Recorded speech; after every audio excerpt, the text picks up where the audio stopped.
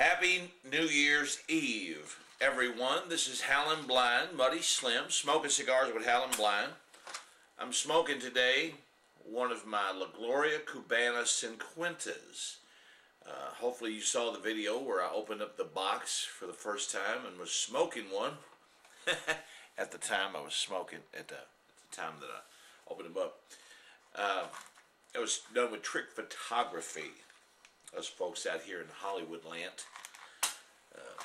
know how to do that shit. I'm not really in Hollywood. I wouldn't want to be out in Hollywood. A bunch of fake, phony people.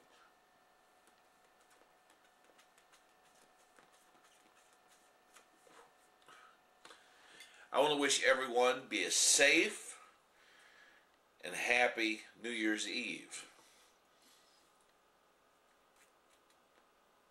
Everybody always wishes everybody a happy New Year, but I want you to be safe New Year's Eve.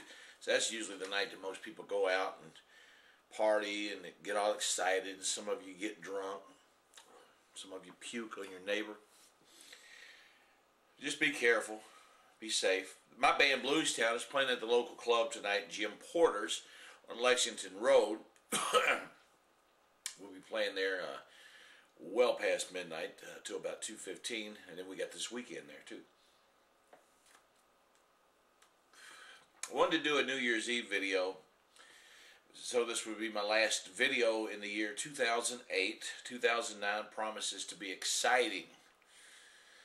I was cruising around on the internet and I ran across an interesting story. And Billionaire's blow-ups of 2008. And they talk about this guy here. I can't even pronounce his freaking name. Anilambani. His March net worth was $42 billion. He was only worth $42 billion to begin with. Now he's only worth $12 billion. That made me sad. That this guy's standard of living had to drop by what? $3 billion a year, I guess, or $3 billion. He probably came in and told his wife, honey, I lost $3 billion. We can't have caviar every morning for breakfast now. The kids are going to have to go to the second-hand store and get their tennis shoes.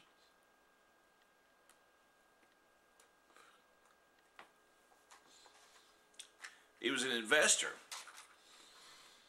and he lost this money. And they put it on Yahoo for us, we little people, who have nothing better to do in our lives but to worry about rich fucking millionaires and movie stars and how their life is going.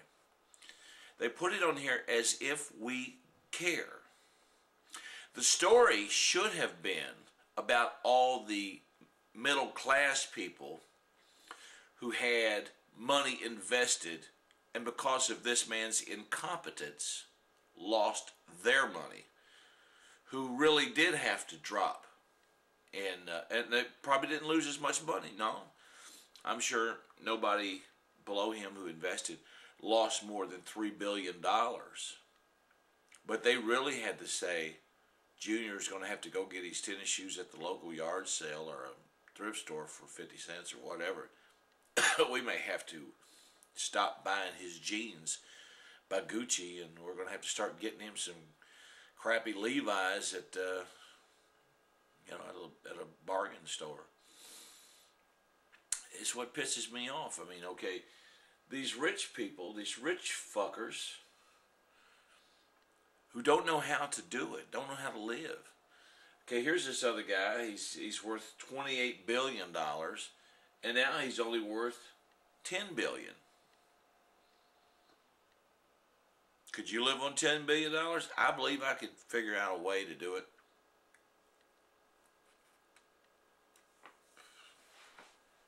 There's so much frickin' worry about money. Daggone. And these rich people are losing their money But here we are, you and me, the average person. I'm making $10 an hour, and the IRS is going to bug the shit out of me over back taxes. And I'm barely making it. Why not do a story about the people who are barely making it in this world, in this country?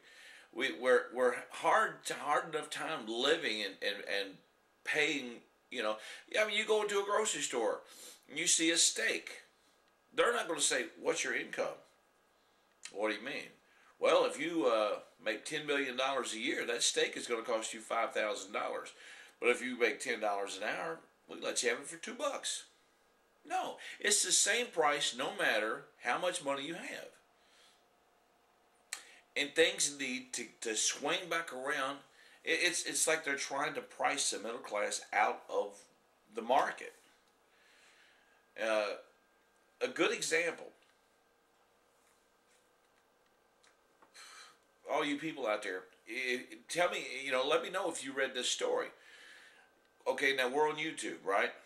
And you can find anything on YouTube. You can find anything from gorgeous, sexy women singing 1, 2, 3 by Feist, which is very good. You can find that. You can find old music clips of bands from the 40s, 50s, and 60s on Hullabaloo and Shindig. And you can find videos of people playing records of songs that you can't find anymore. You got nuts like me smoking cigars and spouting off his political disgruntancy, or whatever you want to call it. Anything, you can find anything. I read a story, and I think it was on Yahoo, but it may have been on YouTube, where all the big record executives, especially the ones from Warner Brothers, are going to force YouTube to pull all the videos, the music videos by their artist, off of YouTube. Now, I love music. I listen to music a lot. I can tell you that Deep Purple was on Warner Brothers. I can tell you that Alan Sherman was on Warner Brothers. The Doobie Brothers were on Warner Brothers, if I'm not mistaken. The Original Faces, the band with Rod Stewart. I couldn't tell you right now who's on Warner Brothers right now. Frank Zappa used to be on Warner Brothers at one time, a subsidiary of Warner Brothers, Discreet Records. But I couldn't tell you right now who's on Warner Brothers and who's not. But I will tell you this, I guarantee it, the guy who's selling the least amount of records on Warner Brothers is making a whole lot more money than you and me.